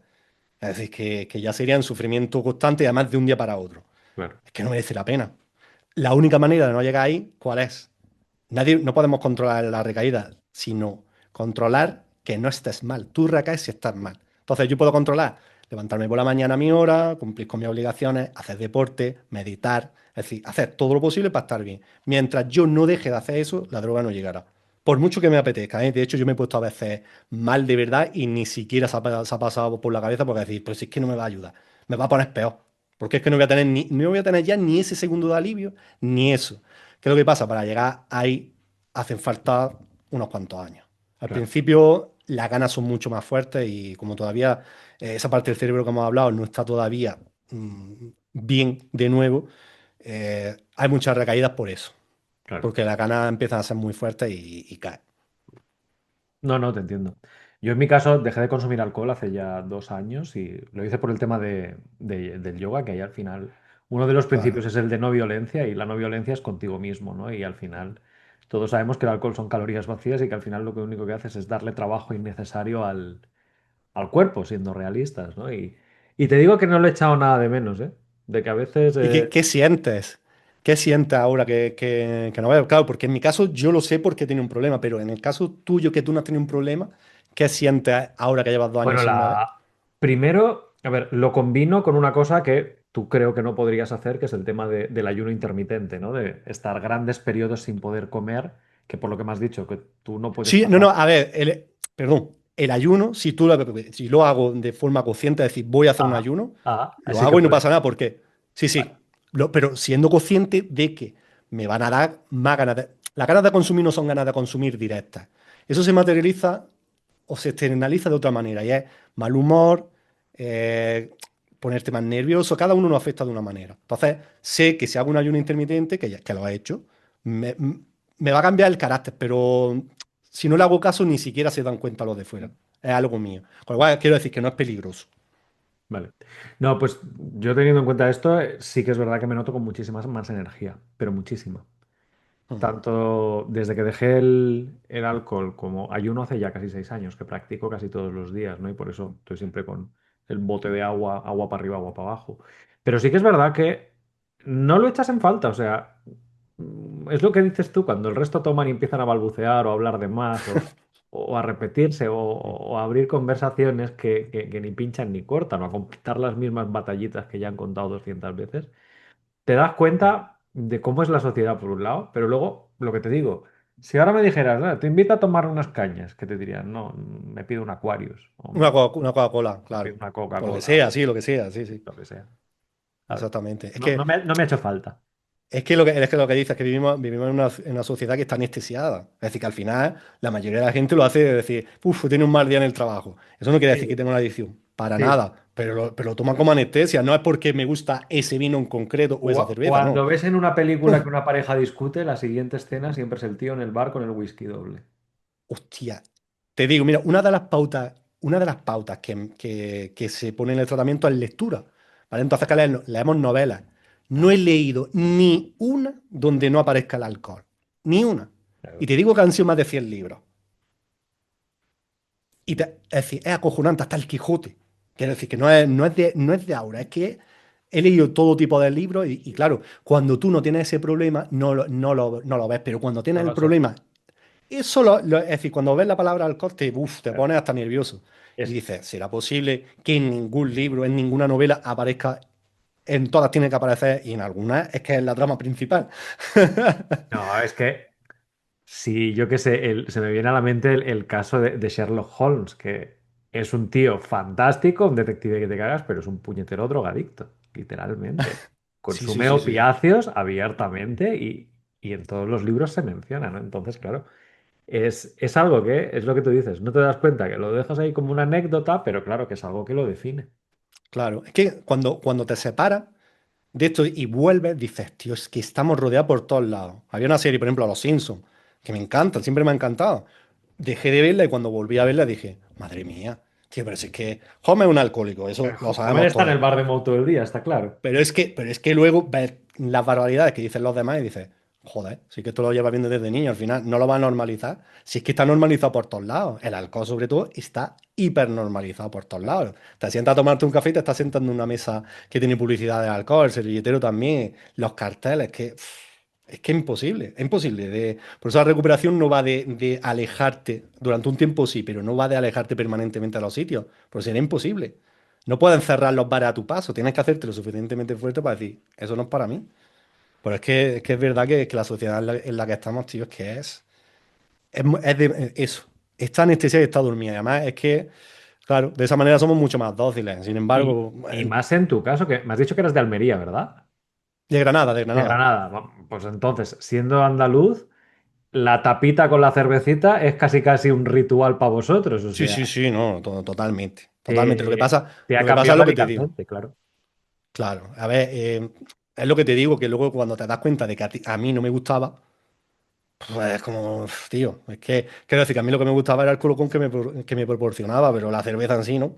O otro tipo de alcohol en sí, ¿no? Entonces, claro, ve a la gente y claro, ya a veces te lo preguntas y dices, ¿y tú por qué beberás? Es decir, ¿cuál será tu motivo? ¿Será porque te gusta de verdad o será porque durante ese momento estás más tranquilo, te baja la tensión o tal? O por Pero yo presión creo que sí, social, porque el resto lo hacen. sí. Sí, yo creo que si la gente se pusiera de verdad, se preguntara a sí mismo, ¿por qué hago esto? Seguramente dejarían de beber, o por lo menos lo espaciarían muchísimo, porque se darían cuenta de decir, coño, si es que estoy tapando. Es decir, me estoy mintiendo a mí mismo, porque al final esto que estoy sintiendo, en vez de apartarlo, lo que tengo es que escucharlo. Y tengo que trabajarlo, es decir, ¿qué es lo que me está queriendo decir esta emoción? ¿O qué me está queriendo decir mi cuerpo? Coño, no lo calles, que es lo que hemos hecho siempre. No le pongas la mordaza. Escúchalo y mira a ver qué puedes hacer. Totalmente, totalmente. Pues Manu Seba nos ha acompañado hoy en este episodio de Frogmación Podcast. Os voy a dejar toda su información de redes sociales, Instagram, YouTube, etcétera, aquí abajo en la cajita de los comentarios para que le podáis seguir, incluso preguntar si estáis afectados por este tema y cómo os puede ayudar del mismo modo que él ha recibido ayuda en ese resurgimiento después de haber tocado fondo literalmente en los últimos años. De todas formas, Manu, no te puedes ir a ningún lado porque primero nos tienes que dar las recomendaciones de la semana. Quiero que me recomiendes un libro y una película o serie. Puede estar relacionada con el tema de las adicciones que hemos hablado hoy. Podría recomendar El Lobo de Wall Street, se me viene a la cabeza Uf. como claro ejemplo, pero puede ser temática libre. Simplemente es para que la gente te conozca un poquito. Vale, vale. Eh, película. Es decir, este tipo de películas se ponen mucho en las casas de ingreso porque se llaman terapéuticas. No Ajá. se, no se hacen para eso, pero son terapéuticas. Ah, Te diría la de la historia de Johnny Cash. vale, no la he Hay, visto. hay algunas que son más fuertes, pero eso en concreto me gusta bastante. Y el libro, ¿Cómo se llama la película? eh, ¿Lo sabes? Pero lo busco. Johnny Cash. no me acuerdo. No me acuerdo. En la cuerda floja. Esa. Está muy chula la película. En la Es cuerda decir, floja del claro, año 2005. es muy buena esa película. Hay algunas que son más fuertes, pero claro, si tú no estás pasando por ahí, al final se pueden hacer incluso un ¿Vale? poco pesadas. ¿Vale? Y libro, el, podría recomendarte varios, pero el que más me ha cambiado la vida fue El hombre en busca de sentido, de Víctor Frank. Supongo que te lo habrás leído. Sí. Sí, ¿verdad? Hombre, busca el sentido, sí. Para mí fue un antes y un después. Y te voy a explicar. Ahí fue cuando me di cuenta de que no había que perseguir la felicidad, sino un propósito. Porque Claro. el propósito te marca el camino. Yo sé para dónde está mi camino. Hay veces que me desvío, pero digo, no, pero por aquí no es, porque yo voy para allá. Como decía mi terapeuta, si vas para Barcelona, cerciórate de que no tienes el coche mirando para Huelva, para el lado contrario. Entonces, ese propósito hace que te pongas, que vaya en esa dirección. Y luego también decir, tío, esta gente sí que pasó las cosas. Esto sí que es un problema. Sí. Lo mío al final Eso no es nada. Eso es que sí que es un problema que dices. Y aún así, fíjate cómo se lo tomaban, que es lo que más me sorprendió. Es decir, claro, una vez que estás metido dentro, el problema no parece tampoco. El cuerpo se acostumbra No a parece eso, tanto, porque no no. parece tanto, ¿eh? Efectivamente, fue una apertura de mente ese libro, fue un antes y un después, de verdad. Sí, de hecho, un poco lo que decíamos, ¿no? De que no somos conscientes hasta que o te pegas una hostia muy gorda, como lo que has dicho tú, o que alguien te lo muestra de algún modo para ser capaz de hacer el clic. Y lo que has dicho, hay mucha gente que vive una vida sin propósito, que no tiene un propósito en la vida, ya sea tener familia o tener un coche, da Lo que igual, sea. lo que sea. Pero tener un propósito que te guía, que te hace levantarte cada mañana o sonreír en el espejo, es algo que la sociedad de día de hoy no tiene, o en muchos casos no tiene. No, no, es verdad que a mí me da la sensación de que cada vez hay más personas que lo tienen, pero luego sí que es verdad que veo a otras que cada vez están más perdidas. Es decir, como que la sociedad en general está cada vez más dividida en todos los aspectos, ¿eh? Y estamos totalmente fragmentados. Entonces, estamos por un lado los que hemos conseguido encontrar un propósito que no tiene por qué ser para siempre. A lo mejor dentro de unos años el propósito es distinto. Pero estamos por un lado eso y por otro lado gente que vive para pagar facturas, para estar en el día a día. Y yo digo, hostia, tío, yo no sé lo que es la vida, no sé el sentido de la vida, pero para mí no puede ser eso. Yo no he venido aquí para pagar facturas y para estar quejándome todo el día. No, no, no. Y menos después de lo que he pasado. Es decir, que no. Parafraseando a Steve Jobs, en su biografía, hay una frase que a mí me marcó mucho, y te hablo ya hace casi 15 años, ¿no? Que murió, y es, Hostia. si mañana fueras a morir, ¿te sentirías orgulloso de lo que has vivido hasta hoy? O si hoy fuera tu último Mm, día, ¿estarías orgulloso de cómo has vivido o cómo vas a pasar el día de hoy? Porque muchas personas responden que no. claro, la Y te mayoría. deja pensando, ¿eh? Es una puta frase que te deja pensando. Bueno, yo te digo una cosa, yo estoy ahí todavía. Quiero decir. Porque no llevo el tiempo suficiente. Quiero decir, seguramente si me preguntas dentro de un par de años, a lo mejor dice, coño, estás acercado un poco más a lo que al Lo que final quería. nunca se consigue. Al final nunca se consigue, pero sí es verdad que me sirve mucho, no esa frase, sino otra de Steve Jobs que es muy parecida, que decía, hago las cosas siempre pensando que me voy a morir, que en algún momento me voy a morir. Es decir, que no es tan importante lo que piensen los demás sobre ti, que tiene exactamente importancia, cero. Da igual que te equivoques, da igual que fracases, da igual. Piensa que te vas a morir, coño, que intentes conseguir lo que quieres, que no lo va a conseguir nadie por ti. Mm. Y es que vivimos rodeados de miedo. Yo Sé feliz, vengo, sé feliz. O sea, la canción está de Don't Worry Be Happy, de que si tus problemas tienen solución, ¿por qué te estás preocupando? Y si no tienen solución, ¿para qué puñetas te pues que preocupas? te... Exactamente. Sí, Es que es así. tal cual, Manu, tal cual. Y te queda la última pregunta, la más difícil que estoy haciendo en esta quinta temporada del podcast, que estamos ya a punto de terminar, quedan poquitos episodios, y es, ponle título al episodio de hoy. Se llamará Entrevista a Manu Seba, ponle el subtítulo. Esta es muy difícil, ¿eh? No, ¿Así? conforme me lo has dicho, me ha venido ¿Así? la resurrección. Te voy a decir la resurrección y te voy a explicar el por qué. Yo siempre de pequeño decía, con 33 años me voy a morir. Y efectivamente me morí. Porque a día de hoy lo único que me queda de esa persona es el DNI. No me queda más nada. De hecho, yo a día de hoy pienso que esa vida la vivió otra persona, que no soy yo. Es decir, yo nací hace 5 años. De hecho, te voy a decir, yo celebro mi cumpleaños el día que entré en tratamiento, no en el que ponen en el DNI. Así que yo creo que eso fue totalmente, eh, es una resurrección. Y encima vino después del COVID, ¿verdad? Sí, justo estamos en COVID todavía cuando empecé. Es decir, es que Resurgiste para por, mí, por partida doble o partida triple. sí, sí, mi vida ha tenido totalmente, es decir, un giro 180 grados fue en ese justo momento. Y además es que, claro, es que es muy marcado. En el resto de mi vida no te puedo decir, ha habido momentos en el que sí que has podido saltar un poco, pero algo tan brusco, no. Y lo que estabas diciendo es que al final yo no conozco otra manera de cambiar que no sea cuando estás harto. Una hostia muy grande. Es decir, con algo que sea pequeño, alguien que le va la vida más o menos normal, es muy difícil, por no decir imposible, que dé un salto de calidad. Te tiene que pasar algo muy grave para que dé ese salto. No sé en tu caso qué es lo que fue, pero algo que te marcó bastante tuvo que ser. Sí. Y es más, sin irnos a algo tan extremo, yo siempre digo, y no me engaño. Hay una situación que no me gusta. ¿Cuándo la voy a cambiar? Cuando esté harto. ¿Está harto lo suficientemente harto? Pues no, porque por lo visto todavía puedo aguantar un poco más, pero a lo mejor mañana estoy hasta los cojones y en ese momento digo, hasta aquí. Además, eso me pasa constantemente. Por eso digo que no hace falta esperar a grandes cosas, sino mismamente con el trabajo, con el resto de cosas de la vida. Llega y dices, hoy ya sí estoy harto, se acabó. Y se acaba. Tal cual. Tal cual. Pues Manu, un placer haberte tenido por aquí. He disfrutado mucho con esta charla, he aprendido mucho de ti y la verdad es que me llevo muy buenas sensaciones.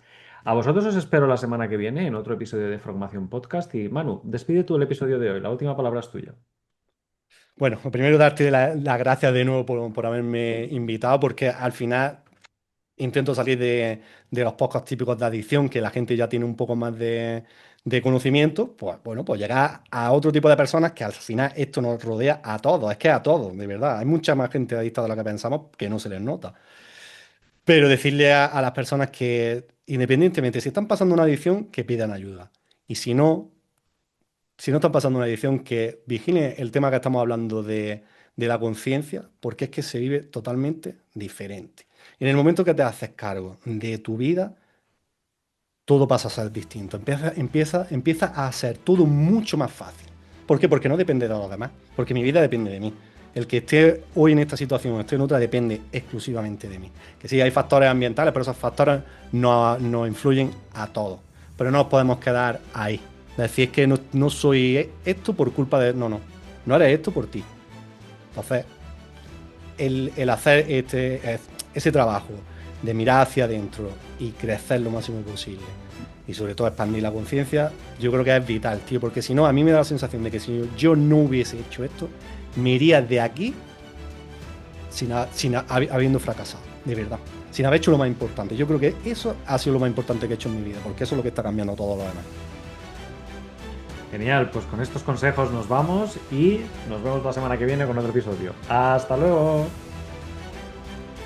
Si te gusta Frogmación Podcast, síguenos en redes sociales, a través de Facebook, Twitter, Instagram o nuestro canal de YouTube. Y consulta todos nuestros cursos o suscríbete a nuestra newsletter en la web progamesformacion.com.